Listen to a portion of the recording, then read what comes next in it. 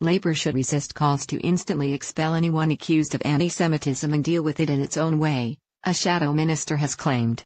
Stephen Pound vowed his party would clean up the allegations and admitted there was a real problem that would cost the party votes. But he insisted the allegations were being used to attack Jeremy Corbyn's leadership of Labour and said the party should resist calls to immediately sling out members based on any allegation without following party processes.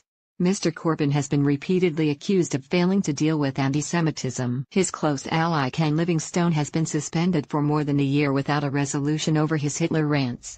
Mr Pound said Labour had to make it absolutely clear that our proud record on being an inclusive party does extend to every single person in this country. But he added, the minute somebody outside the party says, you the leader need to expel that person, then hang on a second, we will deal with this our way, and if we have a problem with dealing with the Jewish community then that is our problem. We will not have people screaming from the outside saying, sling this person out, chuck that person out. We will take care of this.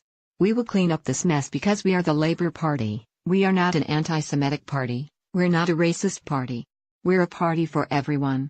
Mr Pound's comments came as frontbench colleague Liam Byrne warned there was real alarm at the scale of the problem within the party. Labour grantee Lord Treesman, a former General Secretary of the party, warned today a failure to act on anti-Semitism would have a 1930s outcome.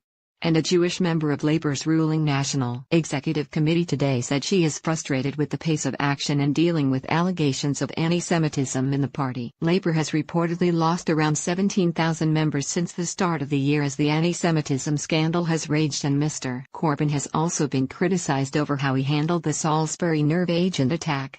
The party has moved to distance itself from a series of pro-Corbyn social media groups after an investigation by the Sunday Times found they contained hundreds of violent and abusive messages. Jewish Labour MP Luciana Berger and BBC political editor Laura Kuenssberg were among individuals targeted by hate-filled posts. Mr Pound told last night's programme, "My point is the Labour Party is not the enemy of Judaism. I think the Labour Party without a doubt has a problem. But on the other hand there are some people who are riding that horse to attack Jeremy Corbyn anyway." Asked whether Mr Corbyn's opponents were using anti-Semitism as a stick to beat the Labour leader, the Ealing North MP said, "A small number of them are. And unfortunately in the world of social media nowadays a small number of people can get a huge amount of attention." Mr Pound added, "I think it's my duty as a Labour Member of Parliament to actually reach out to these people who are hurting. I'm not going to rest until the Labour Party has rebuilt those bridges because we are not anti-Semitic."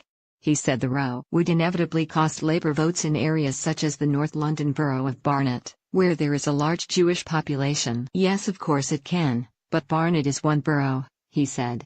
"Inevitably, of course it will, but the real story behind these local government elections is Conservative-led Northampton County Council, which has gone bankrupt." Lord Treesman, who ran Labour HQ under Tony Blair, told The Times, "I don't care who's the Prime Minister or leader of the opposition, if you can't face up to these things, you have a 1930s outcome. The truth is that we need to be alert to the early signs, and we need to deal with them really, really hard when they emerge. The dictatorships in Europe were never of such significance that we ought to bother ourselves with them, until they became too big to handle, and then they were of such significance we couldn't deal with them. These are historic mistakes which don't have to be repeated."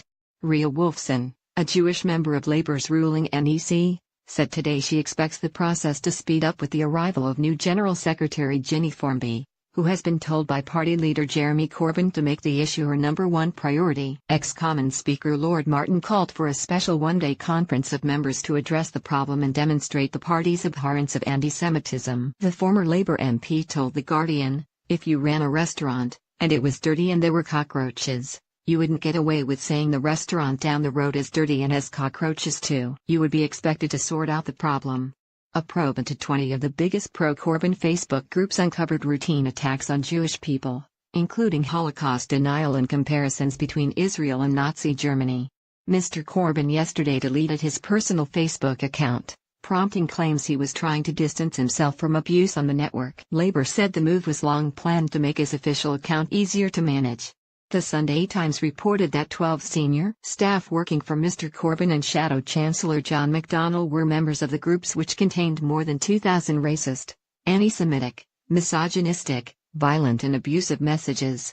They were found on the 20 largest pro-Corbyn Facebook groups, which have a combined membership of 400,000. By Jason Groves and Claire Elliott for the Daily Mail. Numerous public figures have been the target of vile anti-Semitic and more general abuse hosted by pro-Corbyn Facebook groups. Below are just some of the examples, with a page they are taken from: Luciana Berger, Labour MP for Liverpool Wavertree Lower Coensburg, BBC political editor Theresa May, Prime Minister Jonathan Arkush, President of the Board of Deputies of British Jews Esther McVey, Work and Pensions Secretary. Tell me where the freak's at.